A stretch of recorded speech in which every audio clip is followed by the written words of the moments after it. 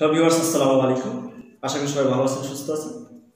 একাদশ দ্বাদশ শ্রেণীর তথ্য যোগাযোগ প্রযুক্তির তৃতীয় অধ্যায়ের ডিজিটাল ডিভাইস দ্বিতীয় অংশ এর অ্যাডার সম্পর্কিত যে বাইনারি যুগের বর্তনীকে অ্যাডার বলা হয়, সেই অ্যাডারের দুটি অংশ ছিল। একটি হচ্ছে হাফ অ্যাডার, আরেকটি হচ্ছে ফুল অ্যাডার।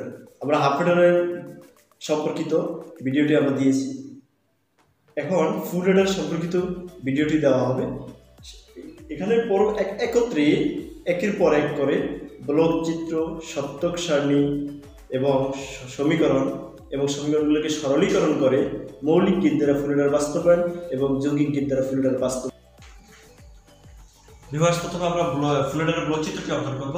ফুল অ্যাডারের ব্লক চিত্রটি অঙ্কন করে আমরা দেখতে পাচ্ছি যে তিনটি ইনপুট হবে এবং দুটি আউটপুট হবে। তিনটি ইনপুটকে এবিসি দ্বারা প্রকাশ করলাম এবং দুটি আউটপুটকে যোগফলের এস এবং ক্যারি সি দ্বারা প্রকাশ করে নিলাম। এটি হচ্ছে ফুল অ্যাডারের ব্লক চিত্র। ফুল অ্যাডারের মাধ্যমে ফুল অ্যাডারের ব্লক চিত্র তৈরি করা, কেন ব্লক চিত্রটি তৈরি করলাম বা ব্লক চিত্রের কাজ কি? ব্লক চিত্রের মাধ্যমে আমরা এটি কি হাফ অ্যাডার না ফুল অ্যাডার না এনকোডার না ডিকোডার, এগুলো আমরা বুঝতে পারবো।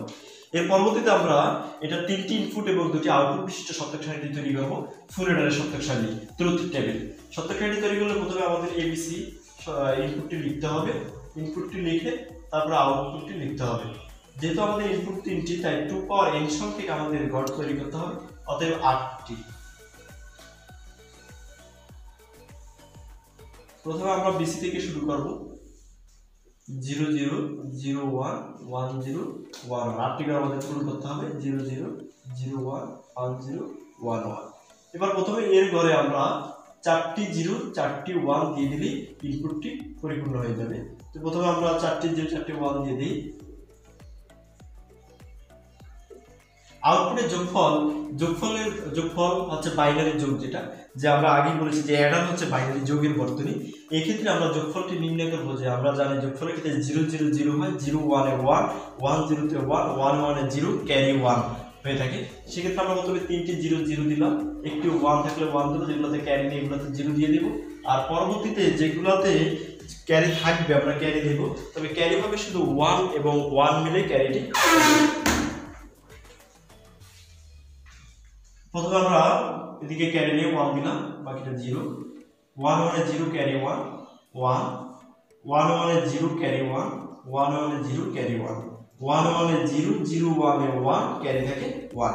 অর্থাৎ তিনটি 3 4 1 যুক্ত বাইনারি যোগের ক্ষেত্রে আউটপুট যোগফল হবে 1 এবং ক্যারি হবে 1। এবার আমাদের এই সত্যক সারণীর মাধ্যমে আমাদের যোগফলের সমীকরণটি তৈরি করতে হবে। যোগফলের সমীকরণ তৈরি করব কিভাবে? আমাদের প্রথমে লক্ষ্য করতে হবে যোগফলে 1 আছে কোন ঘরে, সেই ঘরে গিয়ে ইনপুটে গিয়ে আমাদের দেখতে হবে যে এ বি সি ঘরে কোন ঘরে 1 আছে কোন ঘরে 0 আছে। যদি 0 থাকে তাহলে তার ঘরে প্রাইম হবে, যদি 0 না হয় তাহলে ওই সংখ্যার ঘরে প্রাইম হবে না।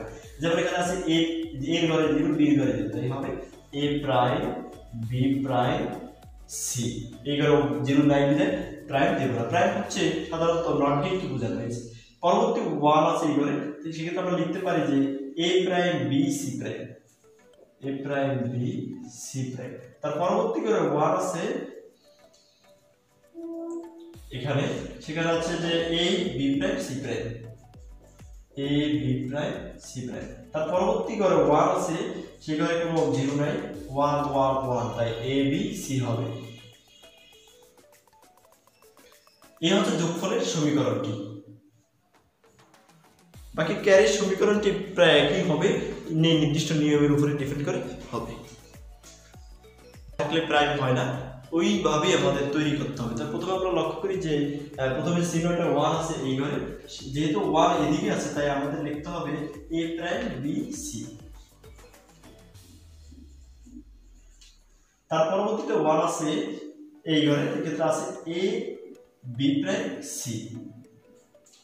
শুধু 0 হলেই প্রাইম হবে, আর আমরা জানি প্রাইম হচ্ছে যে নট গেটকে বোঝানো হয়। পরবর্তী করে 1 আছে এই ঘরে, a b c প্রাইম। তার পরবর্তী করে 1 আছে শেষের ঘরে, যেখানে কোনো জিরো নেই, তাই আমাদের প্রাইম হবে না, সেখানে হবে এ বি সি।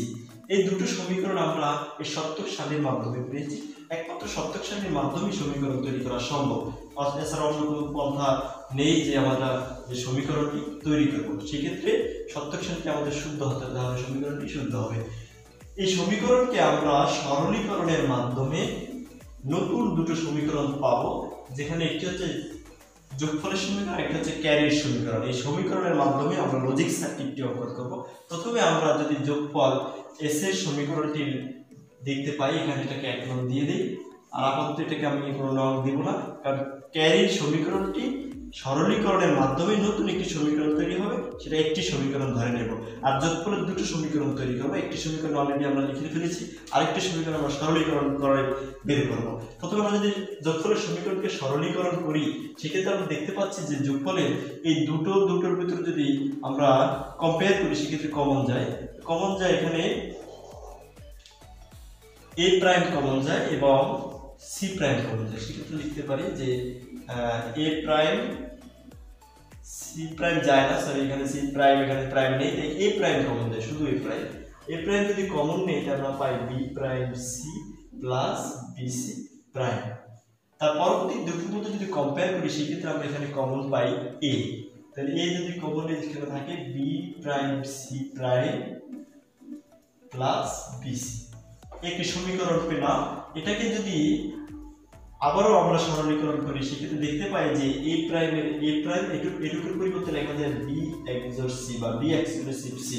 কারণ আমরা জানি যে একজোড়ের সমীকরণ হলো A XOR B equal A prime B plus A B prime, সুতরাং B XOR C equal B prime C plus B C prime. তাই আমরা এটার পরিবর্তে এটা লিখতে পারি, এটাকে একটি সূত্র মনে করা যেতে পারে। পরবর্তীতে আমরা যদি এটার ভিতরে দেখি যে এখানে এক্স মার্ক এটি সমীকরণের সাথে মিলে যায় যে এ prime B prime plus A B equal A XOR B whole prime, সুতরাং এক্স মার্ক এটি সমীকরণ। তাই আমরা প্রথমে এটাকে এক্স মার্ক এর সমীকরণই ভেবেছি, তাই এক্স মার্ক এর সমীকরণের সাথে মিলে গেছে। তাই এখানে আমরা লিখতে পারি B XOR C whole prime. XNOR gate, XOR gate, NAND gate, NOR gate এগুলো সবই যৌগিক গেট। আর আমরা মৌলিক গেট সম্পর্কে জেনেছি যে মৌলিক গেট হচ্ছে 3টি, and gate, or gate, not gate. আর আমরা জানি যে সকল গেট দ্বারা মৌলিক গেটগুলোকে বাস্তবায়ন করা যায় তাদেরকে সার্বজনীন গেট বলা হয়, ইউনিভার্সাল গেট। এখন আমরা এটুকুর পরিবর্তে আবার যদি মিক্স করে তাহলে লিখতে পারি A exclusive B exclusive C. তাহলে এই সমীকরণটি আমাদের আর কোনোভাবে সরলীকরণ করা যায় না, তাই আমরা এটাকে নং দিয়ে দিই 3 নং সমীকরণ। আমরা দুটি সমীকরণ অলরেডি পেয়েছি, 2 নম্বর সমীকরণ দিতে হবে। দুটি সমীকরণ অলরেডি পেয়েছি এবং 3 নং সমীকরণ আমরা ক্যারিকে যদি মডিফাই করি, তাহলে ক্যারির সমীকরণকে 3 নং সমীকরণ হিসেবে ভাবা যাবে।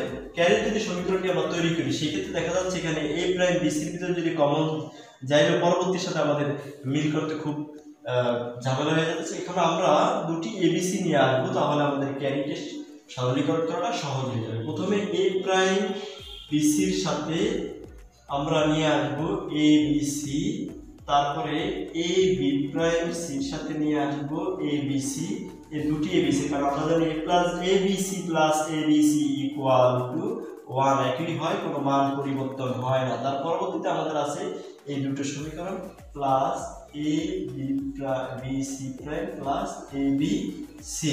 এখন আমরা এগুলোর ভিতরে যদি কমন নেই, সেক্ষেত্রে কমন যায় বি সি, প্রথমে থাকে এ প্রাইম প্লাস এ, পরবর্তী দুটোর ভিতরে যদি কমন নেই তাহলে থাকে এ সি, কমন যায় থাকে বি প্রাইম প্লাস বি। তার পরবর্তী দুটোর ভিতরে যদি কমন নেই, সেক্ষেত্রে থাকে এখানে এ বি থাকে, এ বি কমন নেই সি প্রাইম প্লাস সি। আমরা জানি মৌলিক উপপাদ্যের মাধ্যমে যে a prime plus a equal to 1, b prime plus b equal to 1, c prime plus c equal to 1। তাই 1 এখানে আমরা এগুলো লিখতে পারি bc plus ac plus ab।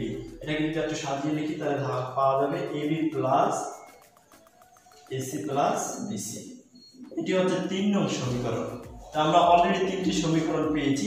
এই 3টি সমীকরণের মাধ্যমে আমরা লজিক সার্কিটটি অঙ্কন করব। প্রথমেই আমরা 3টি সমীকরণকে একত্রে লিখে ফেলি, তাহলে আমাদের চিত্রটি অঙ্কন করতে সুবিধা হয়ে যাবে। 1 নং লিখলাম a exclusive b exclusive c। এটা হচ্ছে যোগফলের সমীকরণের মাধ্যমে আমরা 2 নং সমীকরণ পেয়েছি। আমরা বের করে দেখিয়ে দিলাম। এখন আমরা ক্যারির সমীকরণটি লিখে দিই ab plus bc plus ac। এগুলো কোনো মুখস্থ কিছু, এগুলো আমাদের নিয়মের বাইরে কিছু লেখা যাবে না। তিনটি লেখার সমীকরণ লেখা হয়েছে, এখানে আমরা লজিক সার্কিট অঙ্কন করব। এখন লজিক সার্কিট তিনটি সমীকরণের মাধ্যমে কিভাবে লজিক সার্কিট অঙ্কন করব? প্রথমে যদি আমরা যে বলি যে ফুল এডারের মাধ্যমে দুটি লজিক সার্কিট অঙ্কন করা যায়। একটা হচ্ছে ফুল এডারের মাধ্যমে মৌলিক গেট বাস্তবায়ন, আর একটা হচ্ছে ফুল এডারের মাধ্যমে যৌগিক গেট বাস্তবায়ন। দেখি আমরা কোন সমীকরণের সাথে কোন সমীকরণ মিলালে আমাদের কোন গেট লজিক সার্কিটটি অঙ্কন করা যায়। প্রথমে আমরা 1 নং এবং 3 নংকে একত্রে করে যে সমীকরণটি পাবো, তাহলে প্রথমে আমাদের 1 নং সমীকরণটি আঁকতে হবে। প্রথমে আছে a, এটি আমরা অঙ্কন করে নিই। এর সাথে আছে a prime, a prime prime বলতে নট গেট বোঝায়, নট গেটের সংকেতের চিহ্ন হচ্ছে এরকম, তীর চিহ্ন দিয়ে একটা নট দিতে হয়। তারপরে b দিয়ে দিলাম, b এর সাথে আছে b প্রাইম, তারপরে দিয়ে দিলাম c, c এর সাথে আছে c প্রাইম। এই সমীকরণটি পুরোটা লিখলাম আমরা। সমীকরণটি কেন এভাবে আমরা প্রথমে রোগুলো দিলাম, এই কলামগুলো দিলাম, কেননা এই কলামগুলো আমাদের এখানে আছে a b c আলাদা আলাদা, এখানে আর কোনো ইংরেজি লেটার নেই, তিনটি লেটার আছে a b c। যেখানে দেখা যাচ্ছে কোনটির উপরে প্রাইম আছে, কোনটির উপরে প্রাইম নেই, আমরা প্রত্যেকটির সাথে প্রাইমও নিয়েছি, প্রাইম ছাড়াও নিয়েছি, a prime b, b prime c, c prime. প্রথমে আমাদের আছে a prime b prime c, তাহলে আমরা নিই প্রথমে a prime b prime c। a prime বলে a প্রাইমের সাথে নিয়ে আসতে হবে, b প্রাইম বলে b প্রাইমের সাথে নিয়ে আসতে হবে, প্রাইম ছাড়া আমরা প্রাইম ছাড়া থেকে নিয়ে আসতে হবে, c শুধু c বলতে নিয়ে আসছে, এটা হচ্ছে আউটপুট। তারপর দিতে a prime b c prime, a prime b c prime. তারপরে একটা পেলাম a b prime c prime, a b prime c prime. আরেকটা আছে a b c, শুধু a b, আরেকটা হচ্ছে c। তিনটির সাথে অর্গেট আছে, তাই আমরা এটাকে অর্গেট বলতে যোগের বর্তনী বোঝায়, অর্গেট এর মাধ্যমে আমরা এটাকে লিখে দিলাম। সেক্ষেত্রে অর্গেট ক্ষেত্রে চিত্রটা বাঁকা হয়, এটা আমরা ফলো করবো।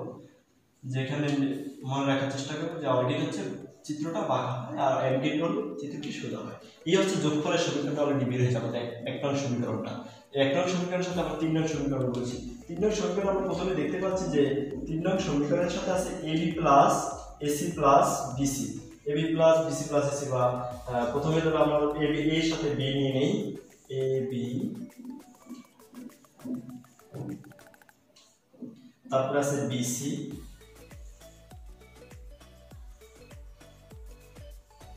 তারপরে আছে a এবং c। এই তিনটি আছে অর্গেটে। প্লাস বলতে অর্গেট কি বোঝানো হয়, আমরা এটা আমরা সি নটের সমীকরণ। 1 নং এবং 3 নং সমীকরণের মাধ্যমে আমরা যে গেটটি পেলাম, এটি হচ্ছে মৌলিক গেট দ্বারা ফুল এডার বাস্তবায়ন। আমরা এখন 2 নং এবং 3 নং এর মাধ্যমে সমীকরণটি তৈরি করব। 2 নং এবং 3 নং এর মাধ্যমে যদি সমীকরণ তৈরি করি, তাহলে 2 নং এর এই সমীকরণটি নিলে আমাদের a expressive b expressive c, মানে 3 ইনপুট বিশিষ্ট XOR গেটের সমীকরণ, তারপর XOR গেটের সমীকরণ, তারপর পরবর্তীতে ক্যারির সমীকরণটা একই রকম পাবো, কেননা ক্যারিতে আমরা একটি সমীকরণ নিয়েছি। 2 নং সমীকরণ যদি যোগ করে দুটি 2 নং সমীকরণ যদি আমরা লক্ষ্য করি, সেক্ষেত্রে এটা হচ্ছে যৌগিক গেট, কেননা এটাকে ভাঙালে আমরা একাধিক মৌলিক গেট পাওয়া যায়। একটি যৌগিক গেটকে ভাঙলে একাধিক মৌলিক গেট পাওয়া যায়, এই জন্য এটা হচ্ছে যৌগিক গেট বলা হয়। এখন আমরা যদি প্রথমে 3 ইনপুট বিশিষ্ট XOR গেটের সমীকরণটি লিখি, সেক্ষেত্রে আমাদের এখানে সমীকরণটি হবে 2 নং এবং 3 নং, a b c। XOR গেটের সমীকরণটি হয় এরকম, চিত্রটি লজিক সার্কিটটি হচ্ছে S এর যোগফল, এবং a b c। প্রথমে এর সাথে আছে b, এভাবে নিয়ে নিলাম, b এর সাথে c,